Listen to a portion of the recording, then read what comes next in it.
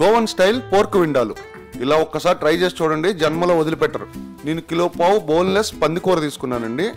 మాంసం కిలో తీసుకుంటే మనకి కూర ఉండేసరికి 30 కిలోనే అవుతుంది, అందుకే కొంచెం ఎక్కువ తీసుకున్నాను. 1 కిలో మాంసం, పావు కిలో వార. దీన్ని శుభ్రంగా వాష్ చేసుకొని అంగుళం సైజు ముక్కల కింద కట్ చేసుకోవాలి.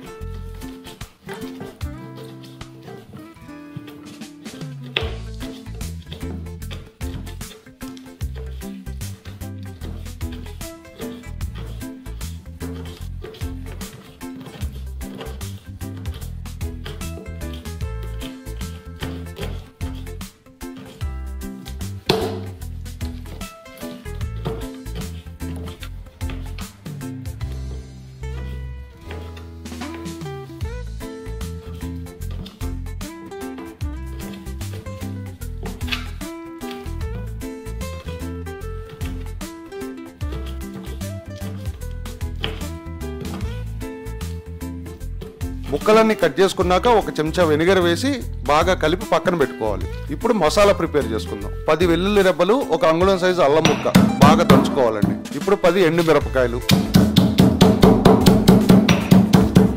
3 యాలకులు, 15 మిరియాలు, 1 అంగుళం సైజు దాల్చిన చెక్క, 10 లవంగాలు అన్నీ వేసి మెత్తగా దంచుకోవాలండి. నేను ఇందులోనే 1 చెంచా కల్లుప్పు కూడా వేసుకున్నానండి. ఇంకా కూరలో వేసుకోవాల్సిన అవసరం లేదు. చివరిలో 1 అర చెంచా వెనిగర్ వేసి మెత్తగా రుబ్బుకోవాలండి. మన మసాలా రెడీ అయిపోయిందండి. ఇందాక కట్ చేసుకున్న పోర్కు ముక్కల్లో చిటికెడు పసుపు వేసుకొని ఈ మసాలా బాగా కలపాలండి. కనీసం 4 గంటలు మ్యారినేట్ చేయాలి. 6 పచ్చిమిరపకాయలు చీరికలు తీసుకోవాలి. ఇది పూర్తిగా ఆప్షనల్ అండి. గోవన్ పోర్క్ విండాలులో పచ్చిమిరపకాయలు వాడరు, నాకు ఇష్టం, అందుకనే వేసుకుంటున్నాను. 3 చిన్న సైజు ఉల్లిపాయలు సన్నగా తరుక్కోవాలి.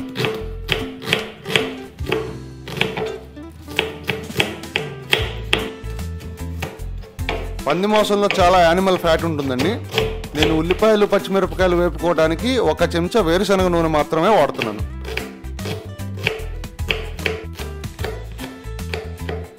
కుక్కర్లో 1 చెంచా నూనె వేసుకొని పచ్చిమిరపకాయలు ఉల్లిపాయలు దోరగా వేపుకోవాలి.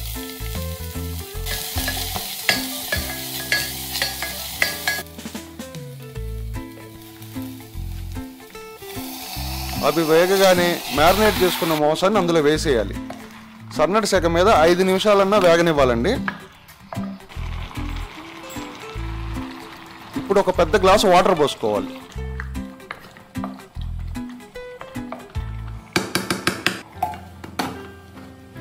కుక్కర్ మూత పెట్టి మీడియం ఫ్లేమ్ మీద 4 విజిల్స్ రానివ్వాలండి.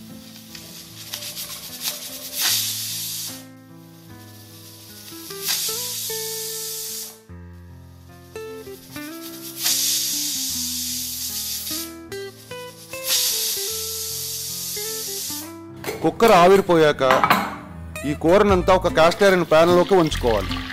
ఇలా 10 నిమిషాలన్నా ఉడికించాలండి.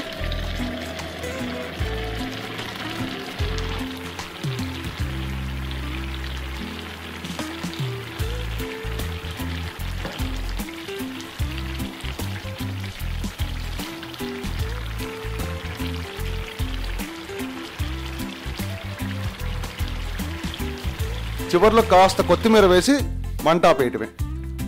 అంతే అండి, మన గోవన్ స్టైల్ పోర్క్ విండాలు రెడీ. ఇది చపాతీల్లోకి కానీ రైస్లోకి కానీ చాలా బాగుంటుందండి. మీరు కూడా ఒకసారి ట్రై చేసి ఎలా వచ్చిందో చెప్పండి.